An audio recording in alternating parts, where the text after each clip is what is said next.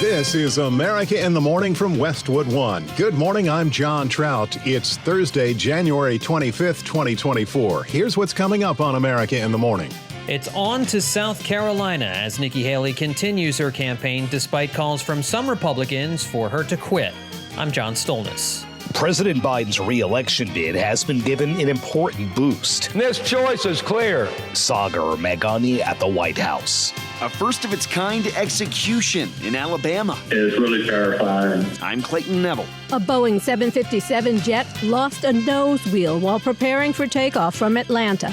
I'm Julie Walker. On Wall Street, the S&P 500 index and the NASDAQ open at new all-time highs again this morning. I'm Jessica Ettinger. eBay has joined other tech companies in announcing more job cuts. I'm Lisa Dwyer. And Minister gets caught with his hand inside the cryptocurrency collection plates. Those stories and more, all ahead on America in the Morning. Despite losing in the New Hampshire primary by 11 points, former South Carolina Governor Nikki Haley is pressing on with her campaign ahead of the next primary taking place in her home state. Here's our John Stolnis with more. Campaigning in North Charleston yesterday, Haley with a bounce in her step after a good night of fundraising following her speech in New Hampshire Tuesday night. We have raised $1 million since I gave that speech last night online in small dollars. We have had 200,000 donors from all 50 states. 95% of those donations are $200 or less.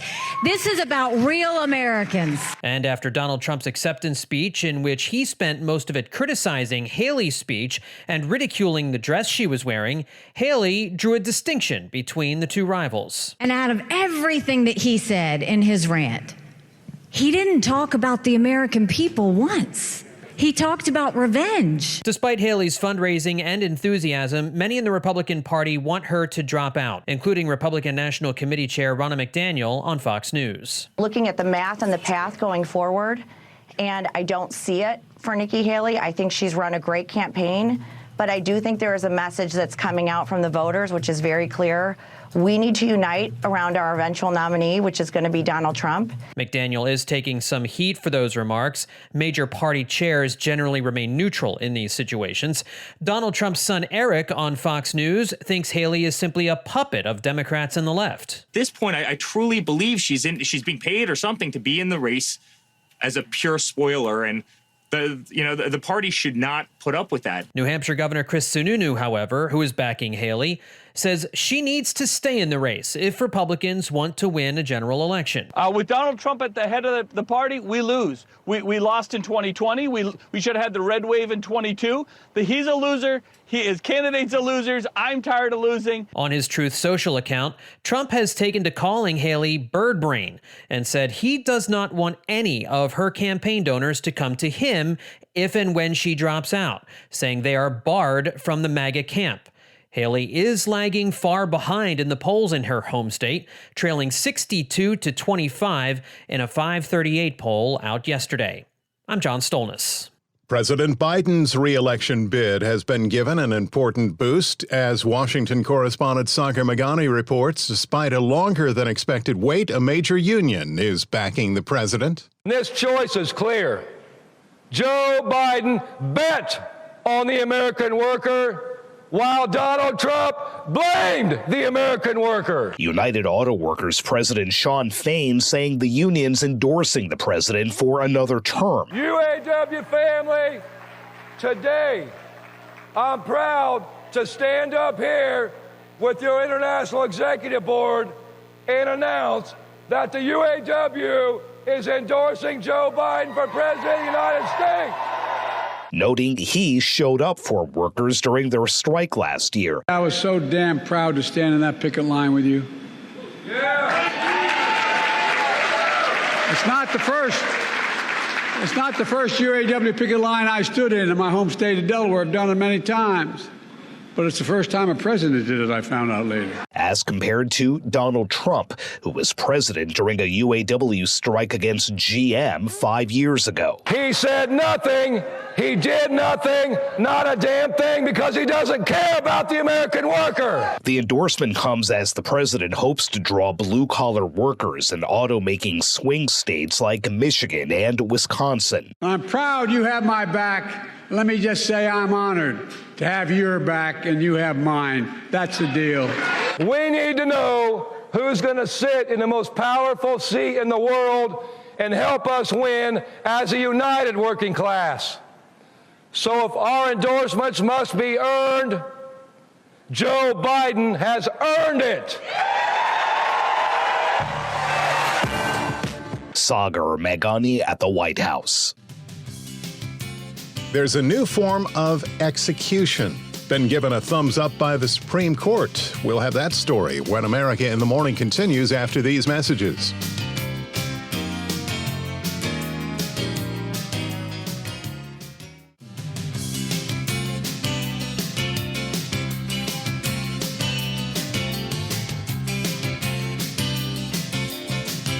This is America in the Morning. At the national map and a check on today's weather, here's AccuWeather.com meteorologist Carl Erickson. Many of the same areas that have been dealing with stormy weather over the past couple of days will continue to be impacted today.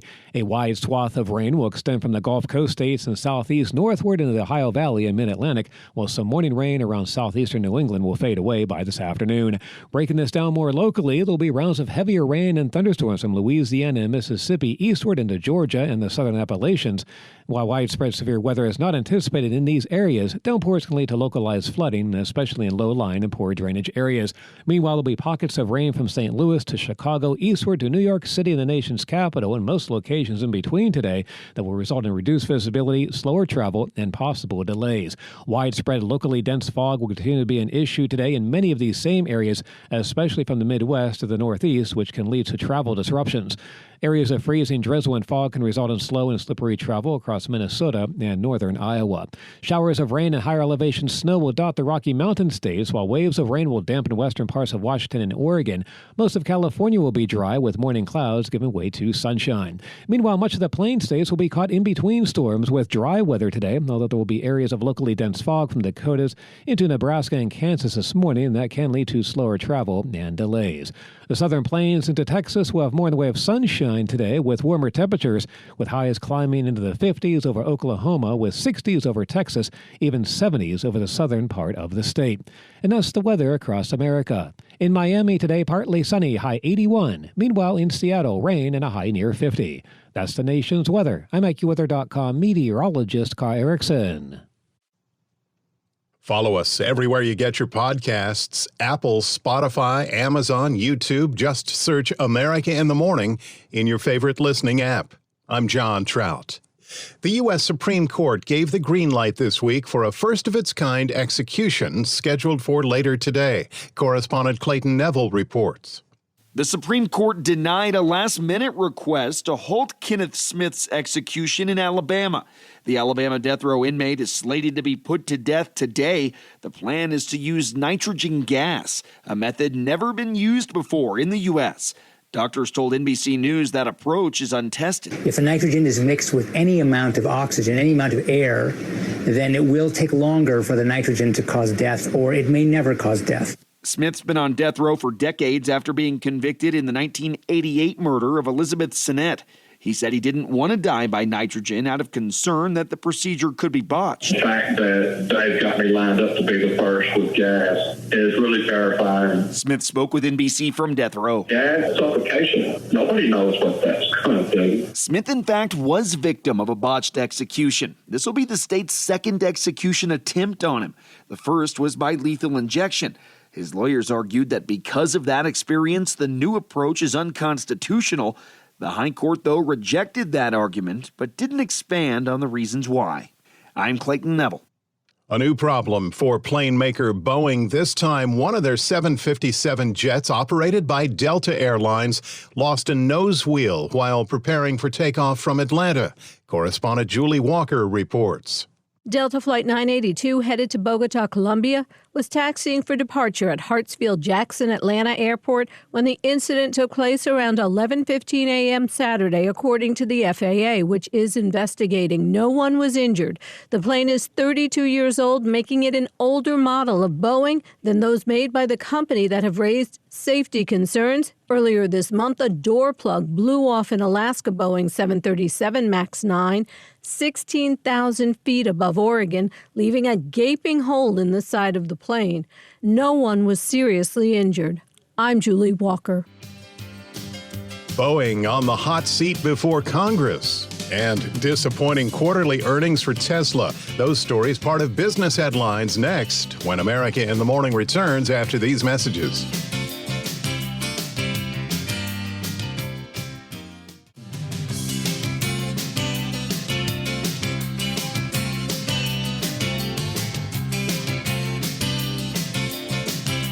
This is America in the Morning. Welcome back. A slowdown in home sales is starting to turn around. Mortgage applications to buy a home jumped 8% last week, with the average rate for a 30-year fixed loan hovering near 6.78%. One area that's seen a decline is mortgage refinancing, which saw a 7% slide from the same time a week ago. It was just 3 months ago. Mortgage rates hit 8%, but have slid since then. On this date in 2001, the 30-year fixed rate was just 2.73%, an historic low. Here's CNBC's Jessica Ettinger with Thursday Business. The S&P 500 index and the NASDAQ each open again this morning at fresh record highs. The Dow was lower yesterday after a volatile day on Wall Street. Tesla out with disappointing quarterly results after the closing bell last night on weak auto sales. When the S&P 500 is at all-time highs, Tesla down about 16%. We saw Hertz sell about 20,000 of their Teslas. They're dumping those. We also saw that production halt in Germany. We recently saw Elon talk about wanting to own more shares. He has about an $80-90 billion exposure to Tesla, but he wants more because he wants more voting power. KKM's Jeff Kilberg on CNBC.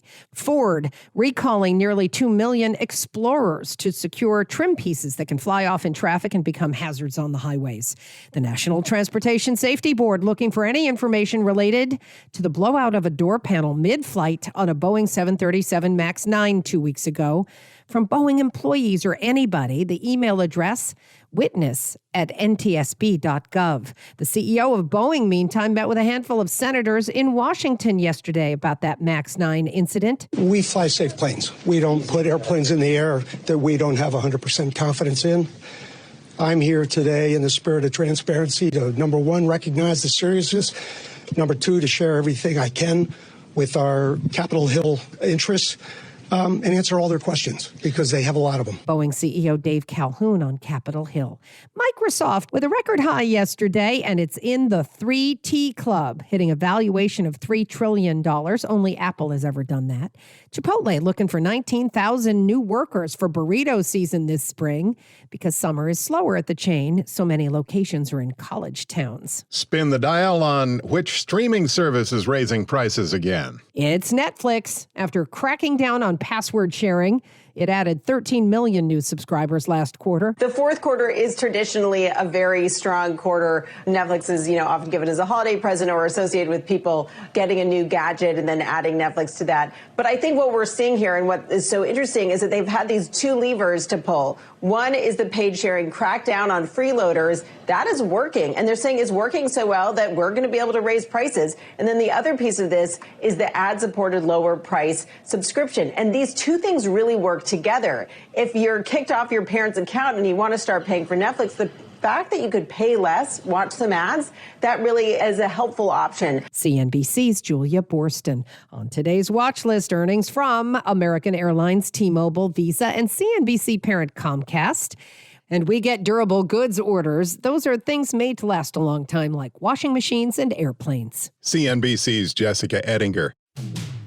When we return on America in the Morning, crypto craze calamity confronts man of the cloth. After these messages.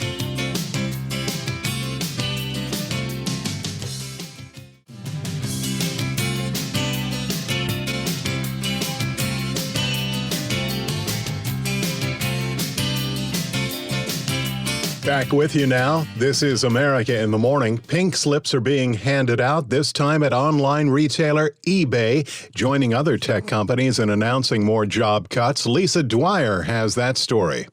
Online retailer eBay Inc. will cut about 1,000 jobs, or an estimated 9% of its full-time workforce. The company says the number of employees and costs have exceeded how much the business is growing in a slowing economy. It's the latest tech company to roll out a series of layoffs after quickly ramping up hiring during COVID-19. Companies from Google to Amazon have been making painful job cuts to reduce costs and bolster their bottom line. eBay Inc.'s two other companies announced major layoffs in January. Audible, the online audiobook and podcast service, is trimming about 5% of its workforce, and the streaming platform Twitch is cutting more than 500 jobs. Other tech companies with job cuts include Spotify, Microsoft, Meta, and IBM. I'm Lisa Dwyer.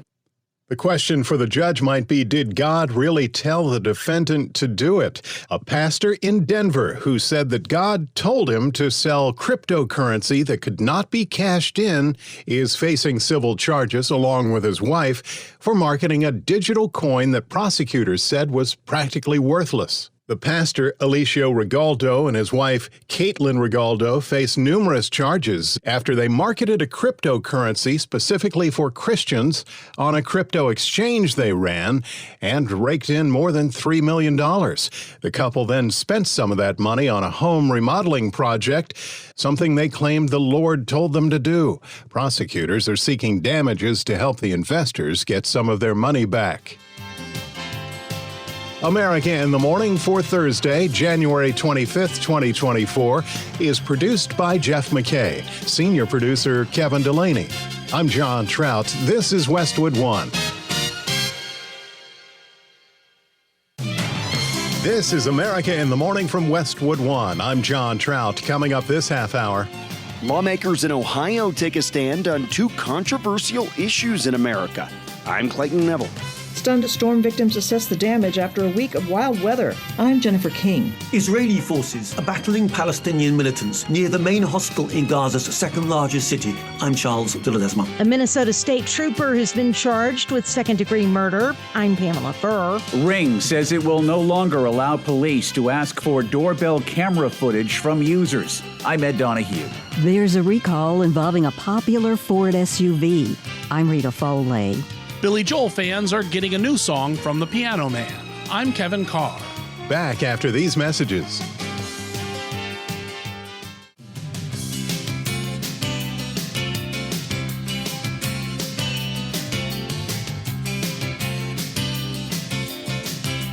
Welcome back. This is America in the Morning with those parts of the nation dealing with snow today. Here's AccuWeather.com meteorologist Carl Erickson. Snow will be difficult to find today as a surge of milder air will continue to flow northward over the eastern half of the nation.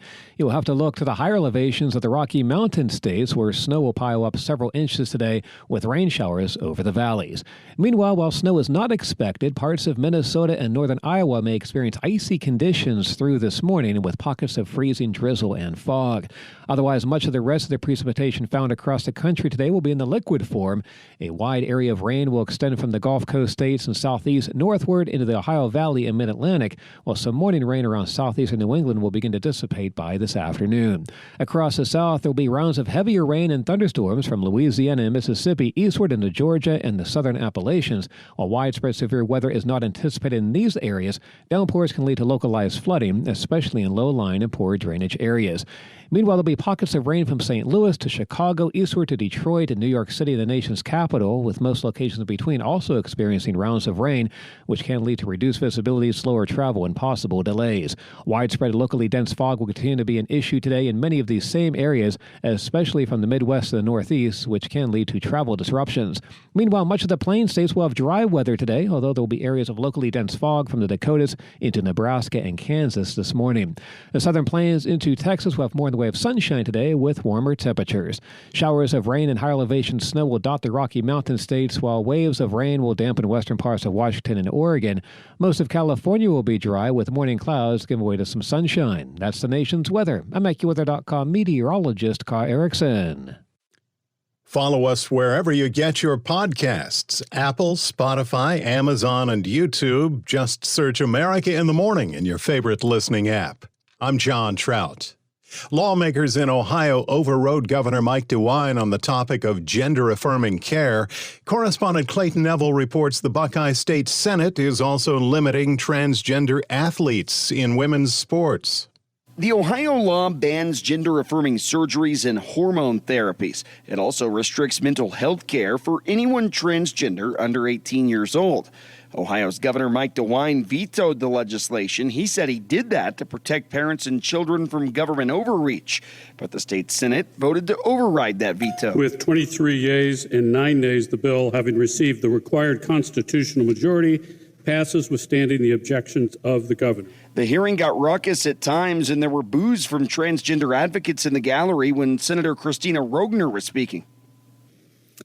There are men and there are women.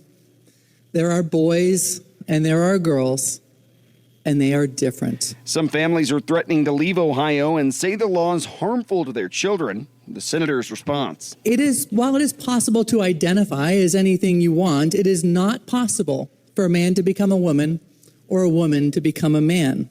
And here's something else. Gender is not fluid. The Republican-led Senate in Ohio also banned transgender girls and women from girls and women's sports teams at both the K through 12 and the collegiate level. Men typically have more muscle mass, they have greater lung capacity, denser bones. This makes them generally faster and stronger than women. This in Ohio as states across the country consider similar proposals on the topic of gender-affirming care and transgender athletes in women's sports. I'm Clayton Neville. From Southern California to Tennessee, stunned storm victims are assessing the damage from a week of wild weather. Correspondent Jennifer King reports. The dynamics were just right for Southern California, and in particular, Southern San Diego, to get hit with some heavy rainfall, but on top of that, some thunderstorms that really provided the more intense bursts. California's governor declared a state of emergency for Ventura and San Diego counties after rainfall broke January records. There were areas that got 3 to 5 inches of rain. I know for San Diego, it was one of their top 5 wettest days ever. Can you get over here at all? Flash flooding submerged freeways and led to hundreds of water rescues. Jay Lancaster was on hand at San Diego's Salvation Army Kroc Center and helped save a stranded man in a truck. Chest high, I held the rope down, Sammy swam out. Residents are now pulling soggy, muddy belongings from their homes. All my collectors, valuable cards, everything. This resident was close to tears as he spoke to KGTV. I don't know what else I can do. And in Livermore, east of San Francisco, a woman was rescued Tuesday after spending 14 hours in a creek on top of her submerged pickup truck. It is their wet season, but they had an unusual amount of showers and thunderstorms. There was a good amount of instability available along with the rainfall. Meanwhile, the water utility in Memphis, Tennessee, where a deep freeze broke water pipes citywide, has lifted a boil water advisory. The state reports that 19 counties are having problems with their water systems. Christina Ray lives in Mason, Tennessee. We had to go to the truck stop to take a shower. The town's fire department says there's no timetable for restoration. I'm Jennifer King.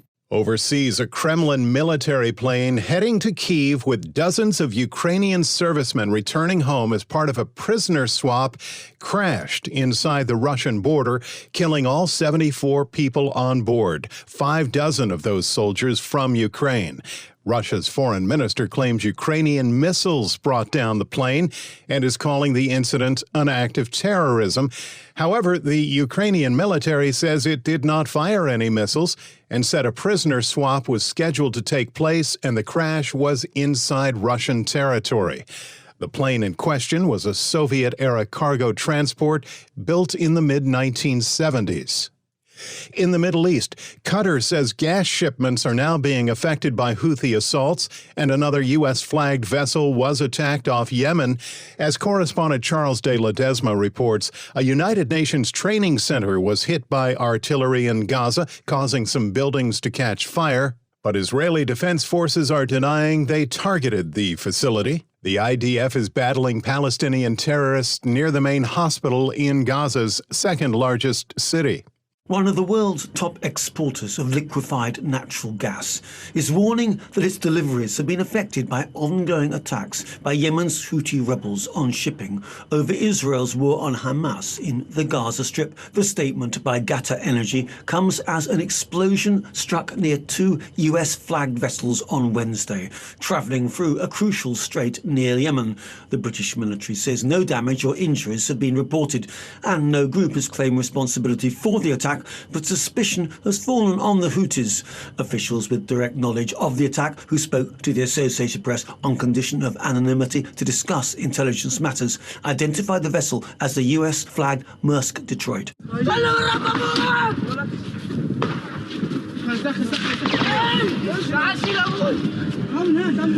The aid group Doctors Without Borders says its staff were trapped inside Nasser Hospital with some 850 patients and thousands of displaced people because the surrounding roads are inaccessible or too dangerous to travel on.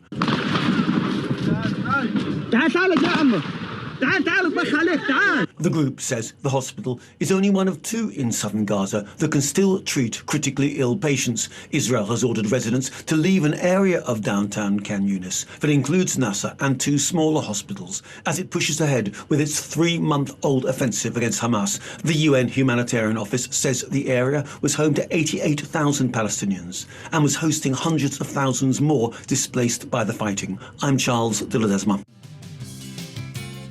Coming up, the National Hockey League faces off with players over sexual assault allegations. And driving down prices on electric vehicles. Those stories and more when America in the Morning continues after these messages.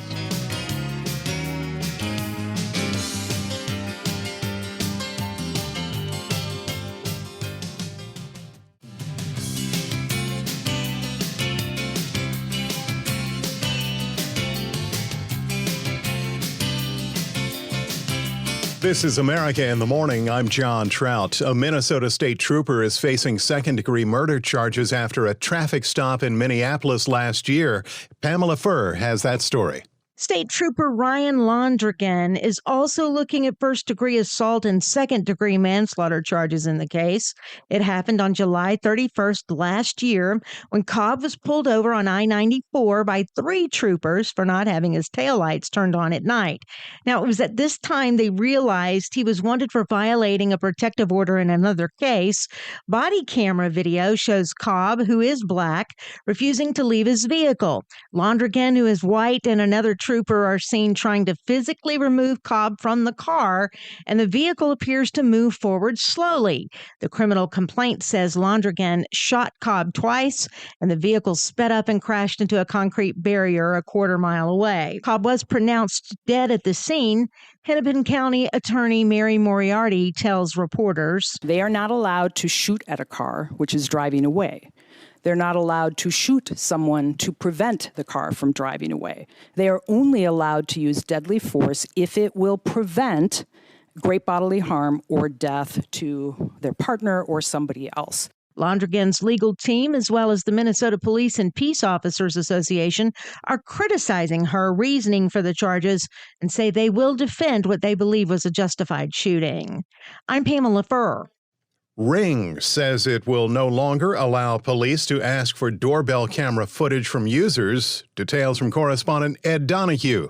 Ring says it's doing away with the Request for Assistance tool. It allows police departments and other public safety agencies to ask for and receive video captured by the doorbell cameras using Ring's Neighbors app. A reason wasn't given. The change takes effect next week. Law enforcement agencies will still be able to make public posts in the app.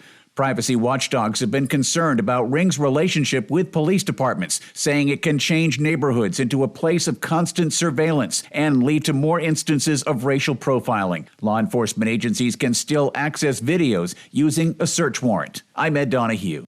Questions on the ice as a handful of current and former NHL players have been put on leave amid sexual assault allegations. Correspondent Gethin Coolball has that story.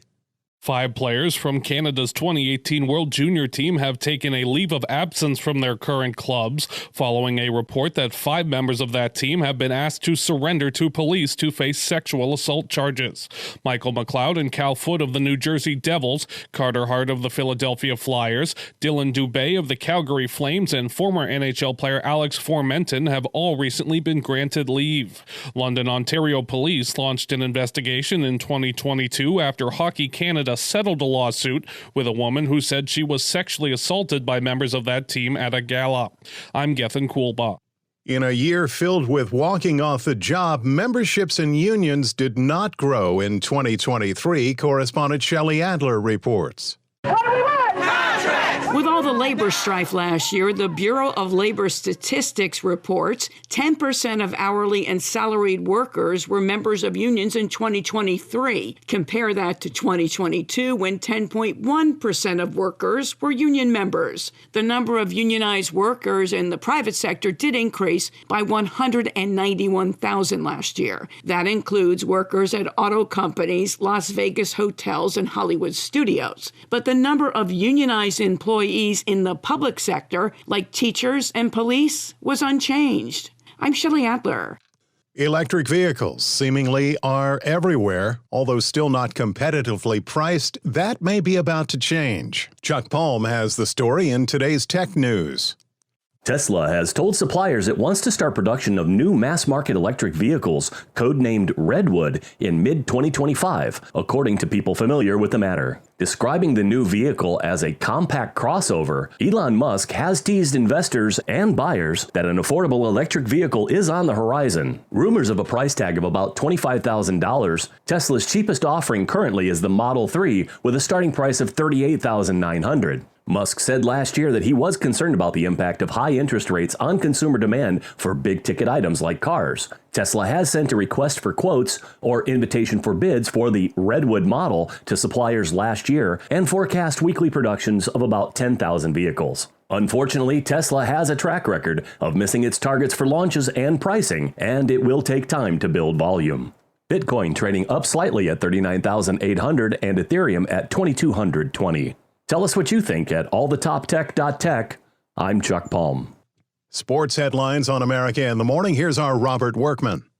Jim Harbaugh has left college national champion Michigan to take the head coaching job with the LA Chargers. Harbaugh ended his NFL playing career with the Bolts, then in San Diego, and started his head coaching career at the University of San Diego. He took the 49ers to the Super Bowl, losing to his brother John and the Ravens in 2012, then went back to his alma mater and got the Wolverines to the summit just a couple of weeks ago. Now it's a return to the pro game, with a Chargers team that's been in just one playoff game the last 5 years. Michigan is expected to promote offensive coordinator Sharon Moore to head coach. He filled in 4 times last season, while Harbaugh served 2 suspensions. Also Wednesday, the Titans officially named former Bengals offensive coordinator Brian Callahan as their new head coach. NBA Giannis Antetokounmpo had 35 points and his 3rd triple-double in the last 4 games, leading the Bucks to a 126-116 win over the Cavaliers. That ends Cleveland's 8-game winning streak and gives interim coach Joe Prunty a W, while Milwaukee finalizes negotiations with Doc Rivers to replace the fired Adrian Griffin. Suns got 46 from Devin Booker as they scorched the Mavericks for their 7th straight win. Timberwolves cut down the Wizards, 38 for Anthony Edwards. Blazers singed the Rockets. Thunder rolled over the Spurs. Pistons beat the Hornets. Grizzlies chewed up the Heat, and the Warriors whipped the Hawks. NHL, the Maple Leafs shut out the Jets 1-0 in overtime. Austin Matthews' league-leading 39th goal came with 47 seconds left in OT, 32 saves for Ilya Samsonov.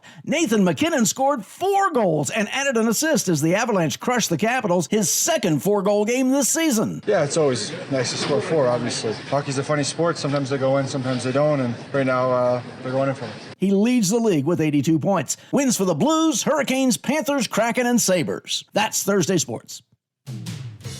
Robert Workman on sports. When we return on America in the Morning, Billy Joel's back, Jon Stewart has new material, and recall on some Ford automobiles. Those stories when America in the Morning returns after these messages.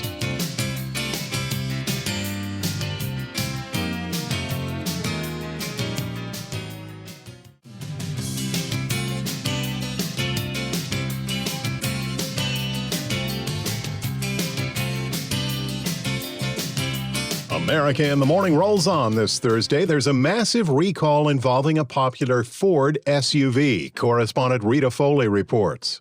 These are 2011 through 2019 Ford Explorers. Ford is recalling them because a trim piece can fly off. That could be a danger to other drivers.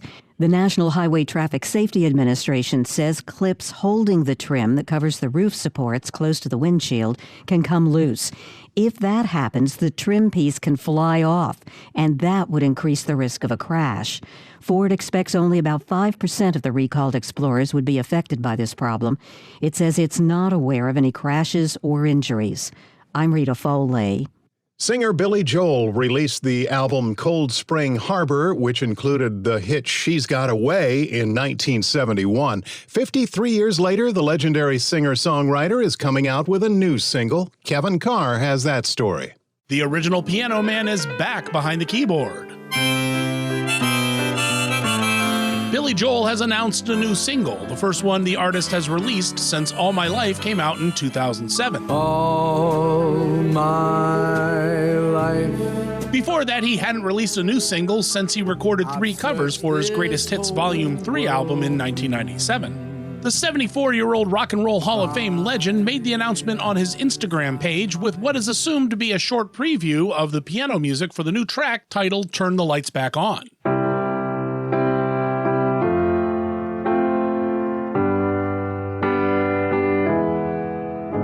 The new single will be released on February 1st and is available for pre-orders. Formats include digital as well as a limited edition 7-inch vinyl. Over the past few decades, Joel has pulled away from pop music and focused on different styles, including classical releases. His last studio album of new pop music was River of Dreams in 1993. However, right before Christmas, he posted a TikTok with a concert video of himself saying he wasn't playing anything new. But then he added, Although we got a little something we're working on, you might hear sometime. The new song announcement came on the verge of Joel finishing up his 10-year residency at Madison Square Garden. Will this be his last release, or will the artist feel the pressure to do more? I'm Kevin Carr. Comedian Jon Stewart is returning to Comedy Central's The Daily Show, but in a limited way. Entertainment correspondent Margie Zaraletta reports. Jon Stewart is coming back to The Daily Show, but only on Mondays. He plans to stay through this year's election cycle.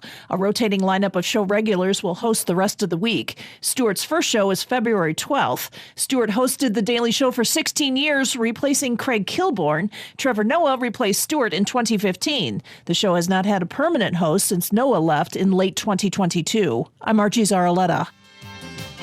America in the Morning for Thursday, January 25th, 2024 is produced by Jeff McKay, senior producer Kevin Delaney. I'm John Trout. This is Westwood One.